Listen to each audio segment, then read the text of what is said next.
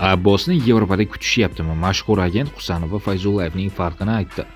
2025-yilni Yevropadagi futbolchilarimiz ajoyib natijalar bilan boshladi. Abduqodir Husanov Manchester Cityning Eldor Shomurodovning Romaning fevral oyidagi eng zo'r o'yinchisi bo'ldi. O'zbekiston milliy terma jamoasining bu ikki yulduzining kuchli beshlik ligalarda porlayotgani qolgan futbolchilarimizga, xususan Abbosbek Fayzullayevning Yevropaga ketishiga yo'l ochadimi? Mashhur futbol agenti Dmitriy Selyuk CSKda ikkinchi mavsumini o'tkazayotgan Abbosbek Fayzullayevning o'ziga xos xususiyatlari va top ligalarga ketish imkoniyati haqida fikr bildirdi. Aslida futbolchilarni millatiga qarab emas, muayyan sifatlar va mahoratiga qarab transfer qilishadi. Fayzullayev yaxshi o'yinchi, bunga hech qanday shubha yo'q, lekin uning jismoniy ko'rsatkichlari kamlik qiladi. Shunga qaramay, unga o'xshagan o'yinchilar Ispaniyada juda ko'p. Biroq Husanov va Shomurodov ajralib turadi. Nimaning evaziga? Misol uchun Abduqodirning bo'yi 190 cm ga yaqin va o'ta tezkor. Fayzullayevning esa unga nisbatan texnikasi kuchli, ammo jismoniy ko'rsatkichlari pastroq. Shunga qaramay har qanday futbolchining xaridori bo'ladi. Bugun atletik futbol ustun. O'sha texnikasi zo'r braziliyaliklar ham jahon chempionatlaridan erta chiqib ketyapti. Faqat texnikaga tayanib uzoqqa borib bo'lmaydi. Hozir jismoniy ko'rsatkichlar muhimroq. Arsen Zaxaryanning Chelsiga o'tishi muhokama qilingandi. Qanaqa Chelsea? U San Sebastian jamoasida ham jarohatdan boshi chiqmayapti. Angliya futboli oldida ispanlarniki baletku. Men Rossiya futbol uyushmasi milliy chempionat manfaatlariga xizmat qiladigan moliyaviy fair play joriy qilishini istardim. Misol uchun Spartak Levi Garsiyaga 20 million yevro sarflayapti. Boshqa klublarning yillik byudjeti 10 million yevroni tashkil qiladi. Bu transfer bo'yicha hammasi joyida. Abbos yaxshi va sifatli futbolchi. Lekin CSK bosh murabbiy Marko Nikolichning o'yin sxemasini o'zgartirishdan keyin Fayzullayev o'z pozitsiyasini yo'qotmoqda. Bosh murabbiy o'zi joriy qilayotgan romb uslubini Miralem Pjanichga moslayapti. Uning yoshiga e'tibor bermasdan muntazam o'ynashiga sharoit yaratmoqda. Bu qanday samara berishini hozirdan baholab bo'lmaydi. Bir nechta uchrashuvdan keyin hammasi ayon bo'ladi. Men hozir tojik futbolga ro'baro keldim, chunki u yerda Cherevchenko murabbiy bo'lib ishlayapti. Uning qo'l ostida mening o'yinchilarim bor. U yerlarda ham yaxshi yigitlar ko'p. Osiyodan juda sifatli futbolchilarni topish imkoni bor, chunki ular o'z mentalitetidan kelib chiqib, juda mehnatkash bo'ladi. O'zbekiston jamoalari juda yaxshi o'ynaydi, u yerlardan qidirgan, istaganini topa oladi. Mashhur bloger Messini boks jangiga chaqirdi. Futbolchining soqchisi unga javob qaytardi. Lionel Messi tansoqchisi Yassin Chueko mashhur bloger va boksyor Logan Paulga javob qaytardi. Ilgari Paul argentinalik futbolchini jangga chaqirgandi. Garchi keyinchalik bu faqat hazil ekanini tan olgan bo'lsa ham, Leo hatto bu yigit kimligini ham bilmaydi. Agar u rostdan ham jang qilmoqchi bo'lsa, u futbolchi bilan emas, men bilan jang qilsin, dedi Chueko. Avvalroq Paul Logan Messiga tegishli kompaniya uning brendini nusxalashda ayblagandi. Shu asosda u hazil tariqasida Messini boks jangiga chaqirdi. 29 yoshli amerikalik bokschi professional ringda faqat bitta jang o'tkazgan va uni hakamlar qaroriga ko'ra yutqazgan. 37 yoshli Messi esa hozirda AQShning Inter Miami klubi sharafini himoya qilmoqda. Shuningdek, Messi tansoqchisi Chueko AQSh armiyasining sobiq xizmatchisi bo'lib, Iroq va Afg'onistonda jang tajribasiga ega. U shuningdek MMA janglarida ham ishtirok etgan. Ranieri Shomurodov masalasida katta xatoga yo'l qo'ydi.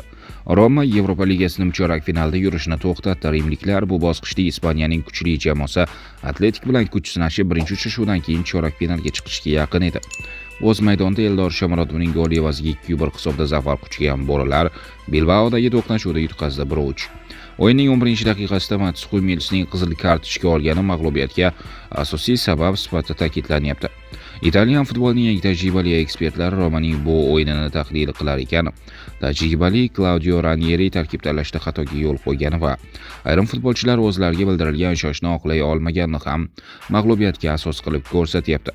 Sport portali mutaxassislarining Atletik va Roma bahsi bo'yicha xulosalarini o'zbekistonlik futbol ishqibozlari e'tiboriga havola qiladi. Roberto Pruzzo maydon markazida faol bo'lganda gol uradigan holat hisoblanmaydi, biroq Roma birinchi bo'limda 9 kishi bo'lib o'ynadi. Mats Hummels qizil kartochka olgan bo'lsa, Artyom Dobik maydonda umuman ko'rinmadi. Ukrainalik futbolchi markaziy hujumchi qilishi shart bo'lgan birorta ishni uddalay olmadi. Endi uning jamoadagi kelajagi masalasi ko'tariladi. Francesco Oddekazano Birinchi uchrashuvda yanada ko'proq gol urmaganimizdan afsusdaman.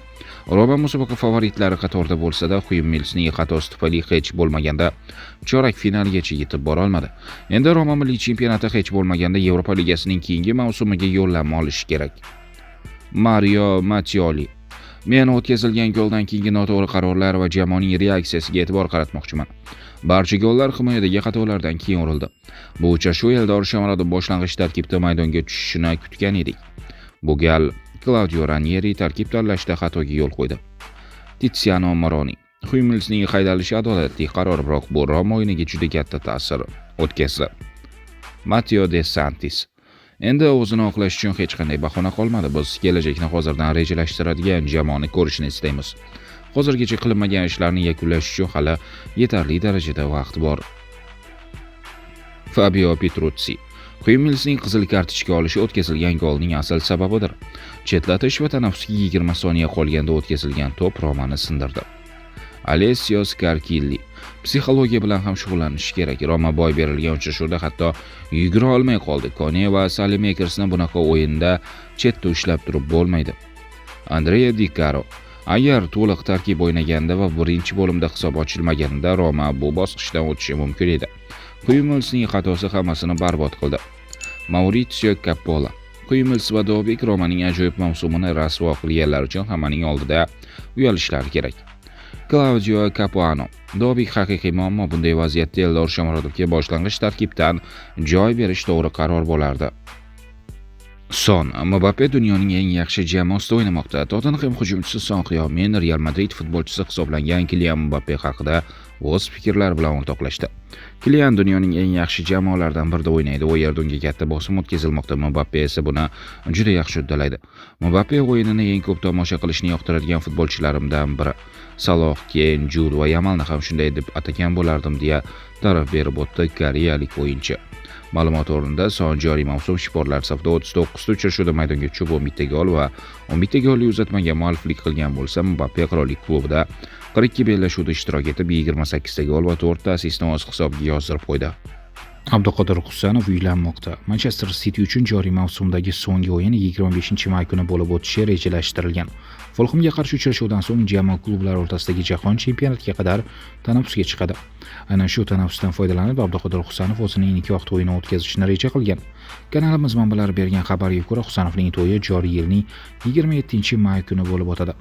Kanalimiz nomidan bo'lajak kuyov bolaga baxt tilaymiz.